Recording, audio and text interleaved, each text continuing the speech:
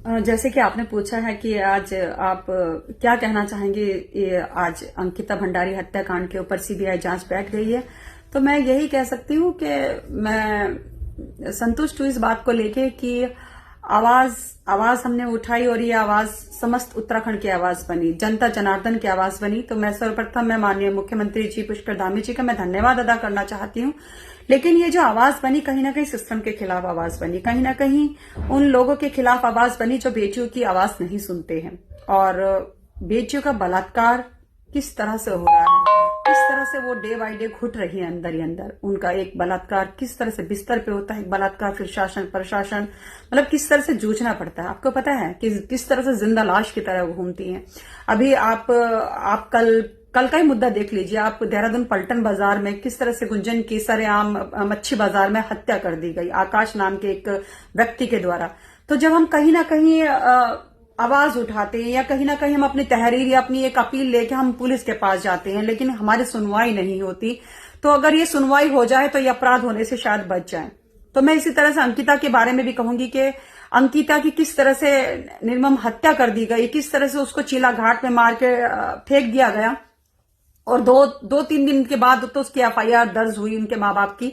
और उस समय भी वीआईपी का नाम उठा था, उस समय भी सीबीआई की जांच के सबने मांग की थी कि सीबीआई की जांच होनी चाहिए, लेकिन नहीं हुई। तो बहुत सारे लोगों ने हमें भी कहा है कि तुम सीधा सत्ता से भिड़ रही हो, तुम बहुत मतलब खतरे से खेल रही हो। लेकिन हमें इतना पता है कि आवाज किसी ना किसी को बननी पड़ेगी, और वो आवाज हम बनी, हमारे द्वारा सीबीआई जांच बैठी। तो उसके लिए तो हम महादेव का धन्यवाद अदा करना चाहते हैं कि उन्होंने हमारे अंदर इतना हौसला दिया, इतना हमारे अंदर जज्बा भर दिया कि शायद आज अंकिता भंडारी जो हत्याकांड है वो सीबीआई तक ये जांच पहुंची है। और मुझे पूर्ण विश्वास है कि जो वो वीआईपी है, जो हिडन तरीके से अभी खुलेआम घूम रहा है, दरिंदा घूम रहा है, हमारे सबके बीच में घूम रहा है, चाहे उसमें कोई भी हो, XYZ या जिसका मैंने नाम लिया या वो भी हो सकता है, तो मैं तो ये कहती हूं कि बहुत जल्द वो सलाखों के पीछे होगा और उसको किस तरह से सजा देगी वो तो ईश्वर ही तय करेगा। उस बेटी की आत्मा जो अभी तक शांति नहीं मिल पाई, अंकिता भंडारी की आत्मा को शांति नहीं मिल पाई, तो ये खाली अंकिता की आवाज नहीं, ये बहुत सारी बेटियों की आवाज है। और बस ये कह सकती हूँ कि बहुत सारी खबरें छुप जाती हैं और बहुत सारी खबरें छप जाती हैं।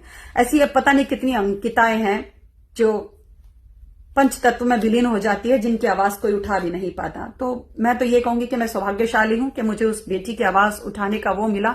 और खाली वही बेटी नहीं, किसी के साथ भी अगर ऐसा किस तरह से हो आगे भविष्य में, या कोई भी प्रताड़ित हो रही है, तो मैं तो यही कहूंगी कि मैं उनके लिए एक माध्यम बनूं, उनकी आवाज बनूं।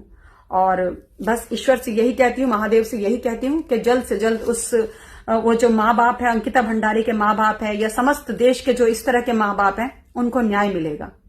धन्यवाद।